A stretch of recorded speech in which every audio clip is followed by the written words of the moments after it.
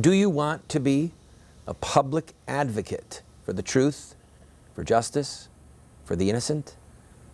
God's looking for people. We've seen that. Can he find you? Well, the passage said that it's whose hearts are completely his, those who say, Lord, here am I, send me. And so tomorrow, I think that I'll look at some basic things that you can do to be an advocate so that your voice will be heard. But what I need to close this off with today for you to ponder is your interior. What's going on inside of you? And what are you willing to endure to be a spokesman, an advocate for God?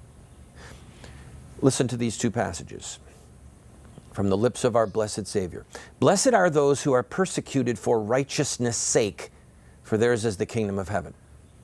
So you have to be willing to do the right thing, righteousness' sake, and you're persecuted for it. Not praised, persecuted. Blessed are you when men revile you and persecute you and utter all kinds of evil against you falsely on my account. Rejoice and be glad, for your reward is great in heaven, for so men persecuted the prophets who were before you. Or this passage from Luke. Blessed are you when men hate you, and when they exclude you, and revile you, and cast your name out as evil, on account of the Son of Man. Rejoice in that day, and leap for joy, for behold, your reward is great in heaven, for so their fathers did to the prophets. Please understand that these hardships come upon somebody because they are a public advocate. Jesus said, this is the way they treated the prophets.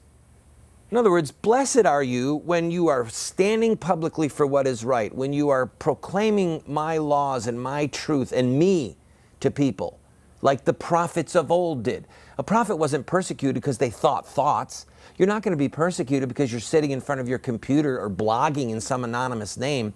It's when you publicly stand and you become a public advocate without equivocation. That's when you bring the wrath of man down upon you, and all of these things will happen to you. So the question is, before we go any further, on your interior, are you ready to endure these things? Is your heart God's? And you say, Lord, if I have to endure these things for you to be a public advocate, I will. If so, then you've got the first step completed.